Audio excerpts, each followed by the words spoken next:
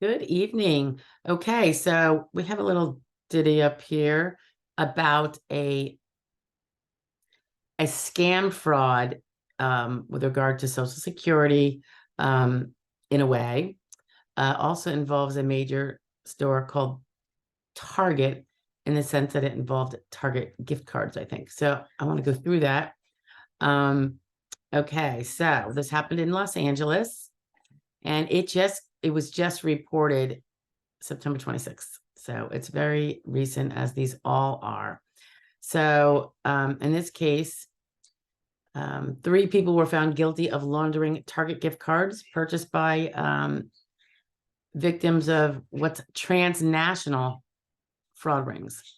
I mean, we've all heard about that. Of course, it's not just here in the United States. It's actually these global, I don't know, what are they, cartels?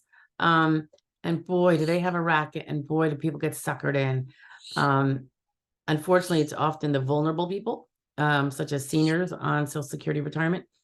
So anyway, here's the lowdown on this. Um, okay, so there was a jury trial. So I can say their names loud and clear because they've been convicted. And therefore I have no problem with it because they are no longer innocent until being proven guilty. Okay, so they were targeting older adults and other victims, as I said before, who were conned into buying Target gift cards, supposedly to resolve their various financial problems. And I'm taking this right out of the article. Wow, so it was a 10-day trial.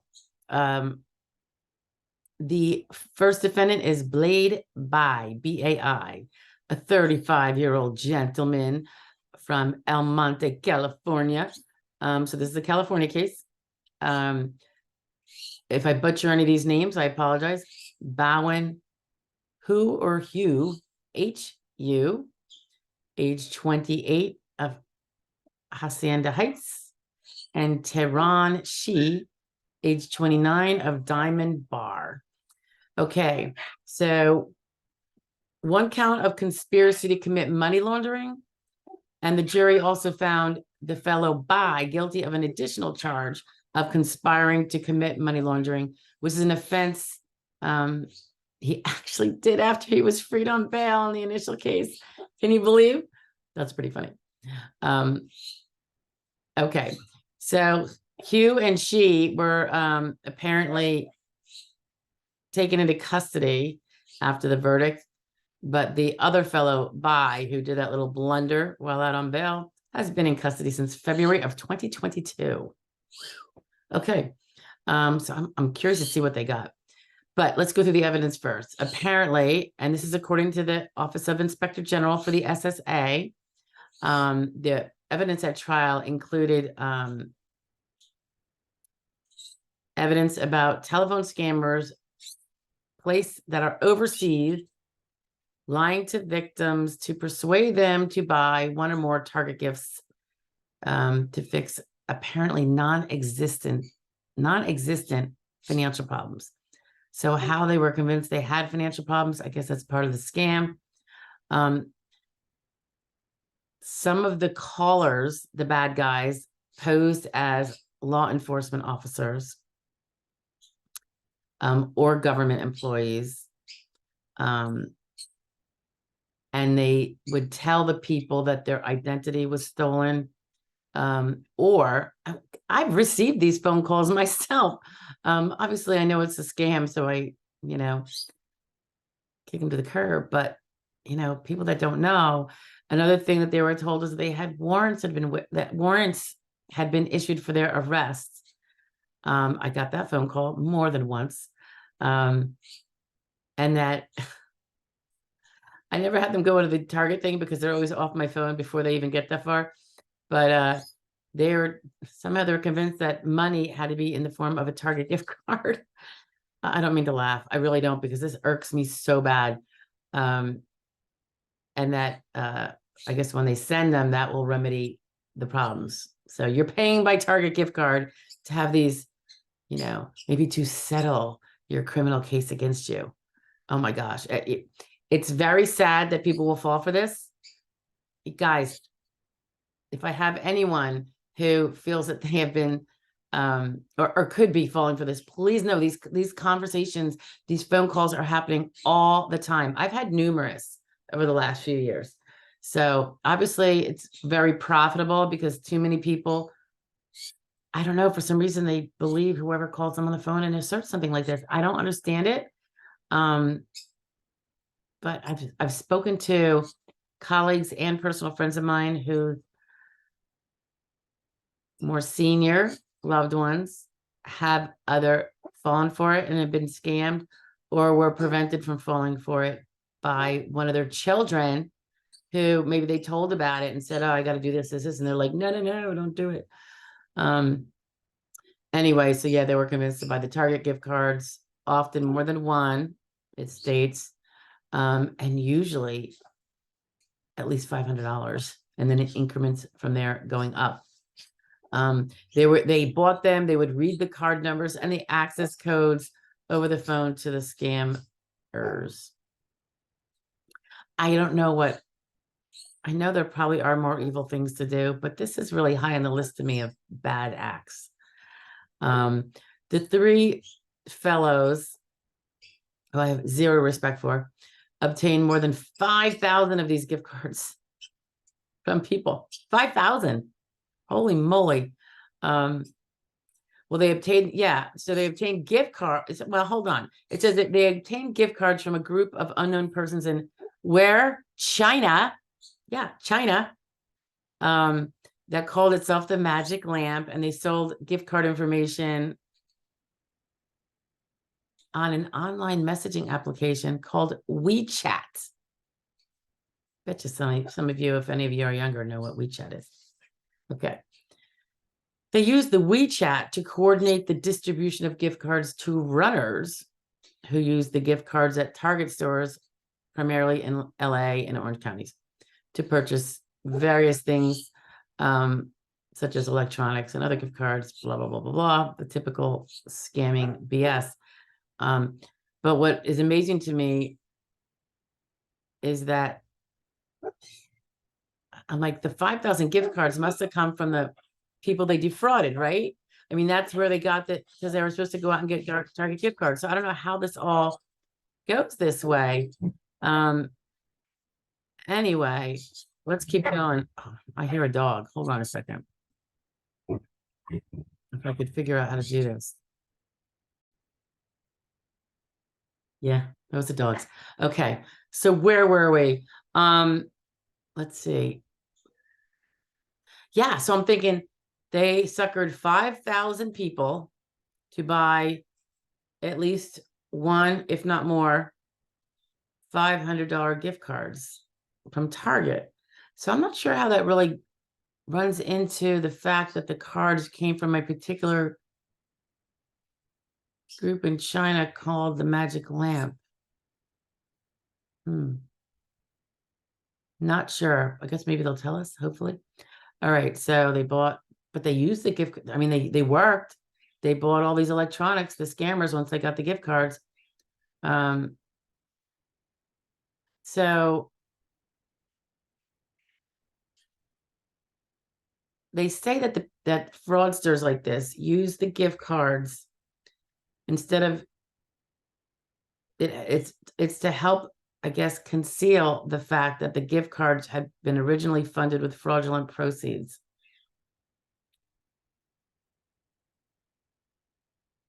Okay. And they go to multiple Target stores, obviously. Wow. Prosecutors say that they laundered more than $2.5 million. These three guys, these three buffoons. I mean, they're all under the age of 40. At least one's in his 20s, right? All in a year and a half between June of 19 and November of 2020. Wow. That's nuts. The one guy, Mr. Bai, was arrested on a complaint back in November of 2020. That's when he was released on that bond, and I think this is when he pulled a fast one. Yeah, it says within days of his release, the brilliant Mr. Bai. Well, he's a little brilliant for succeeding in the scheme, however evil, but really dumb for doing this, because when he was out on bail, he engaged in another money laundering conspiracy involving Target cards. Okay, this is like almost one of those dumb criminal episodes he used to see. Remember that? Oh my gosh. And he had offered to introduce somebody, an associate, to someone who bought merchandise from him. Wow. So I guess they hawk the merchandise, blah, blah, blah, probably sell it on, I'm not even going to say, because I don't want to put down any kind of online selling site. But I hear that happens a lot. He asked the associate to help him liquidate approximately $36,000 of Target gift cards. And because he was unwilling to be paid directly for the sale, two accomplices together arranged a deal in which they sold to that customer Mr. Buy's gift cards for 90 cents on the dollar. So they gave him like a 10% discount, and that's how they scammed Buy a little bit, I guess. Mr. Buy, Mr. Brilliant Buy. Okay. Then in February of 22, they got some sort of superseding indictment, and that Mr. Buy was put back in jail. He is in custody. The United States District Judge had a hearing, scheduled a hearing for January 26, 2024. That's a sentencing hearing. So they've already been convicted. So that's a sentencing hearing. He will face a maximum sentence under statute of 20 years in federal prison for each money laundering conspiracy count. Oh, I didn't see there was a guy named Yan Fu. I didn't see that up above. But anyway, apparently a 60-year-old from Chino Hills pled guilty in September of 2022 to one count of conspiracy to commit the money laundering. Fu, he was one of the runners, and he's serving a 20-month sentence in federal prison. So maybe the runners don't get as much as the three big guys. I guess we'll see. I wonder if the OIG is going to report a follow-up on what the sentence is for Mr. Buy and friends. That'll be interesting. This was actually investigated multi departments and entities. Homeland Security Investigations, which is HSI, the FBI. Let's see.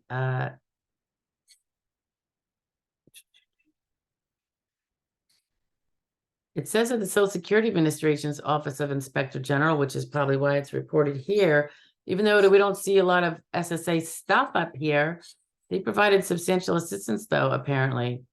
But they don't say how. And then, wow, all of these police departments, including in Virginia, Texas, Georgia, Massachusetts, I'm seeing, Wisconsin, Nevada, Virginia, Illinois, New Jersey, my old stomping ground. And I assume California. Wow. There's a whole slew of people here. I'm not going to go into it. But I will say that there was the United States Attorney's Office and the Consumer Protection Branch are part of the Transnational Elder Fraud Strike Force. So it's nice to know we have that. Transnational in particular, because that is a huge problem in my mind. And that task force, they call it a strike force, investigates and prosecutes scams targeting older adults run by, it's kind of evident from the name, transnational criminal organizations. I know someone, I wish that they would check to see if he is the victim of this. I won't name names. These scams include mass mailing, telemarketing, and tech support scams. So guys, you got to really be careful. I know they sound legit when they say it. I don't really know how the Target gift card thing sounds legit to anybody. That's why they only go after very vulnerable people. But certainly getting scammer phone calls